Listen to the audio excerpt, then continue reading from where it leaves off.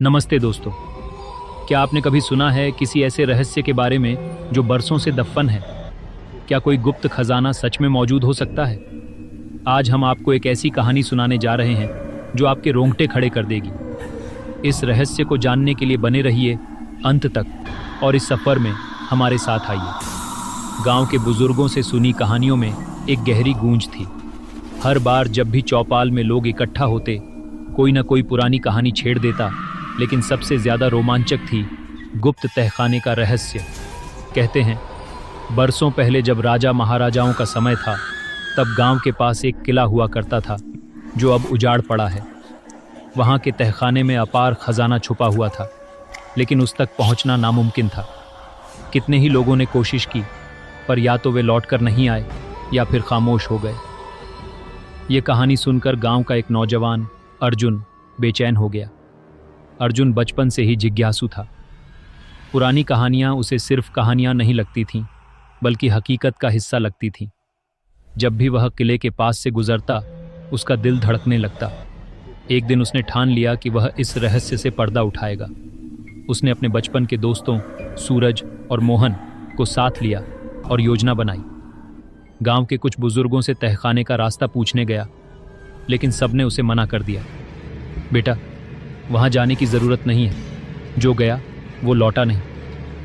अर्जुन की मां भी घबरा गई, पर उसकी आंखों में जो जुनून था, उसे देखकर कोई उसे रोक नहीं पाया। रात का वक्त तय किया गया, क्योंकि दिन में वहां जाने की हिम्मत कोई नहीं करता था। तीनों दोस्त टॉर्च और कुछ रस्सियों के साथ चल पड़े। किला टूटा फूटा था, लेकिन अब भी उसकी भव्यता का अंदाजा लगाया जा सकता था। अंदर घुसते ही अजीब सा सन्नाटा था, जैसे सदियों से यहां कोई आया ही ना हो। हवा में सड़ांत थी और चारों ओर मकड़ियों के जाले फैले थे। उन्होंने तहखाने का रास्ता खोजने की कोशिश की, लेकिन कोई दरवाजा नहीं मिला। तभी मोहन का पैर एक गीली ईंट पर पड़ा और जमीन हिल गई। अचानक एक गुप्त दरवाजा खुल गया। तीनों ने एक दूसरे को देखा और बिना समय गंवाए अंदर घुस गए।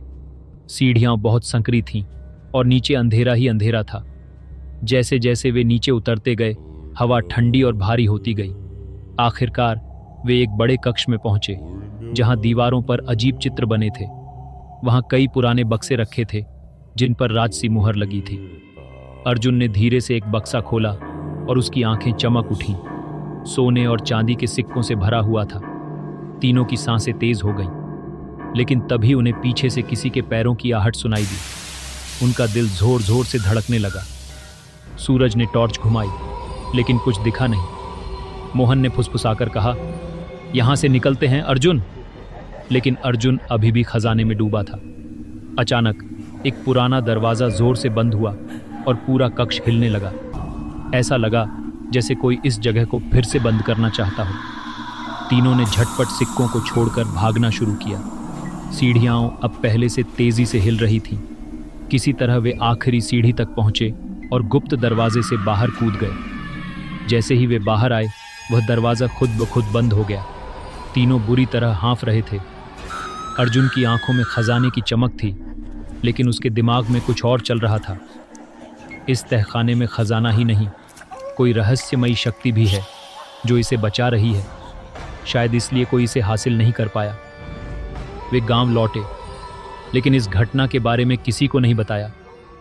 अर्जुन ने महसूस किया कि कुछ चीजें सिर्फ कहानियों में ही अच्छी लगती हैं।